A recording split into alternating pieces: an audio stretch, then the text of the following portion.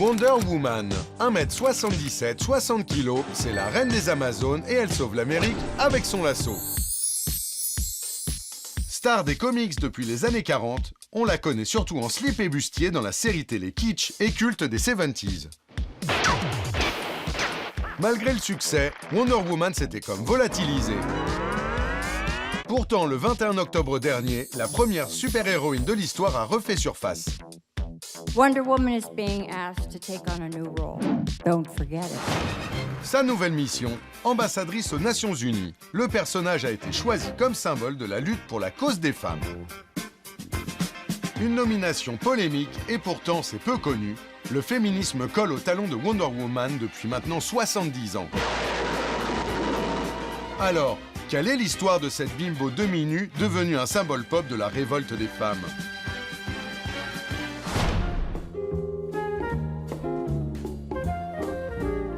New York, en 1940.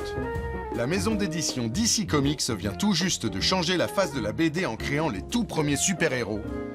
Superman en 1938 et Batman seulement un an après.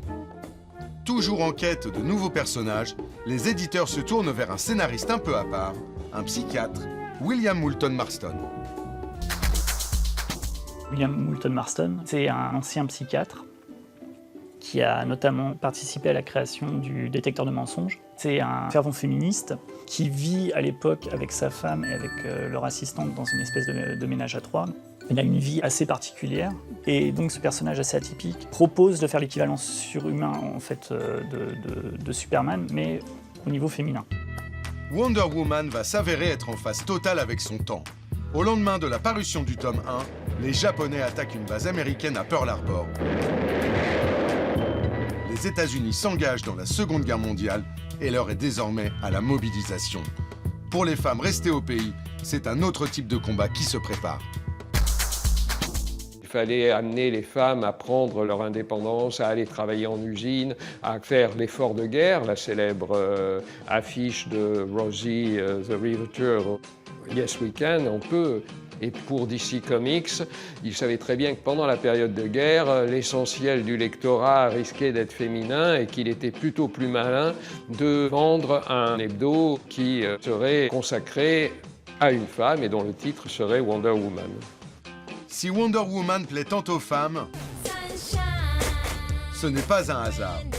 William Moulton s'est inspiré de la mythologie grecque, faisant de sa super-héroïne une Amazone. Un peuple de femmes guerrières qui vivent sur une île en totale indépendance, n'hésitant pas à zigouiller tout homme qui passe la tête. Dans les comics, toutefois, quelques petits détails font un peu moins grec. Wonder Woman porte des bracelets à l'épreuve des balles et, détail qui tue, un petit lasso incassable qui a le pouvoir de faire dire la vérité à ses prisonniers.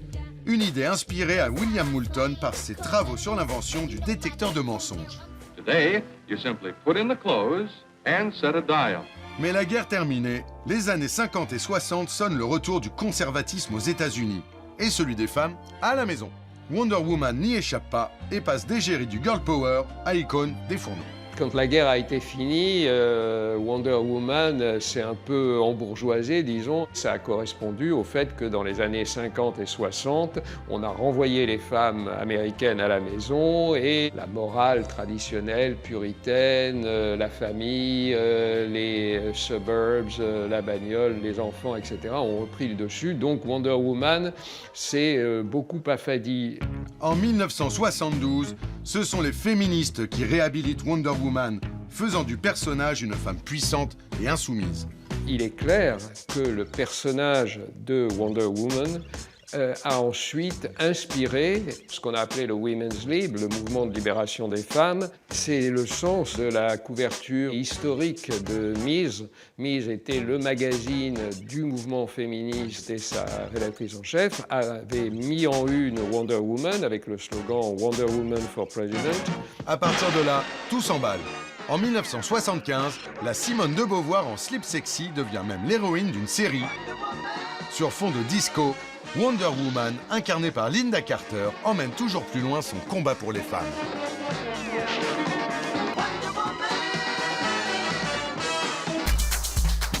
elle avait un rapport viril au corps sexué féminin. Et ça, c'était très cool parce que ses seins avaient quelque chose presque comme des obus. Donc, elle prenait tous les clichés de ce qui devrait être des symboles d'assujettissement de la femme pour les transformer en armes, en forme de puissance.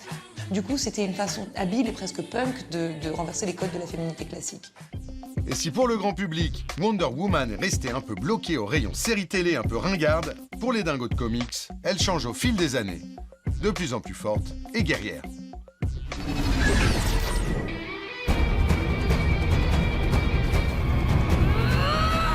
Et en 2016, elle fait un retour fracassant dans la culture mainstream avec un rôle secondaire mais remarqué dans le film Batman contre Superman.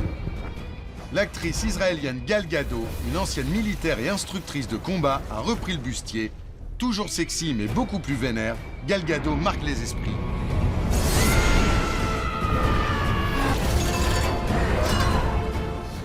Wonder Woman a un nouveau corps, c'est vrai, que pendant un temps, elle avait un côté plus spin-up et moins musclé. Aujourd'hui, elle revendique un corps musclé et je me demande si c'est pas le dernier espèce de transgression pour les femmes, parce que le corps musclé n'est pas quelque chose avec lequel on est. C'est pas un acquis social, c'est pas un acquis de naissance, c'est quelque chose qu'on développe.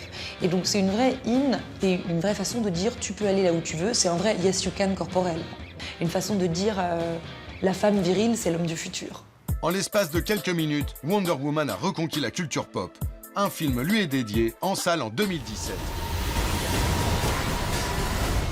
Mais dans un futur plus proche, la Wonder Woman sur qui tout le monde a les yeux rivés, c'est Hillary Clinton.